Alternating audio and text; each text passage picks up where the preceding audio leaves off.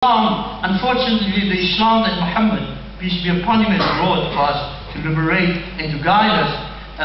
What the Arab world, this is another thing, please. There is no symbiosis between Arabs and Islam. It doesn't mean if you live in the Middle East, you're a Muslim.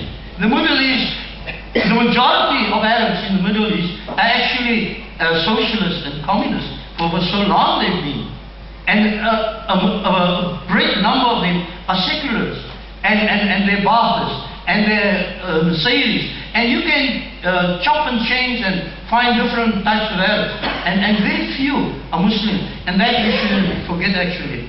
The cartoons issues, I have to tell you that the cartoon issues is actually a big joke, and this is how the politicians took advantage of it, because Islam is a very easy scapegoat. It's a very, religion in general is a very convenient vehicle to use for different agendas that we have. And Islam is not, Islam wasn't free of that. Women within Islam, as I said, I would like to be, for example, a Muslim woman, because the women in Islam, they can all ask them, they will say, yes, the men in our homes, they are the head of the homes, but we are the necks. We turn the head where we want him to be. Believe that. And the other thing is, of the vast majority of modern Muslims not taking to the streets. Yes, you haven't seen them in the media. Thousands of Muslims condemn the violence that ensued or pursued the cartoons and the burning of embassies. And we have one man calling for rage and everybody following.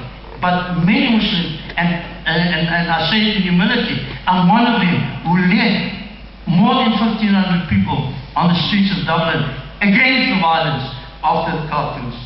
The other thing of the Arabic language of the Quran, the Arabic language of the Quran is merely to protect that sacred text that we believe is sacred, and no interpolation or extrapolation have ever happened, because each dot in the Arabic language is a phoneme.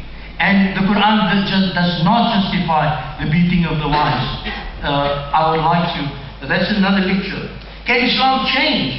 Of course, Islam has gone through an osmosis, and Islam has been resilient for almost 2 centuries now, 1.5 centuries. And believe me, as the gentleman has said, we used to give charity in rice, and now we give it in euros.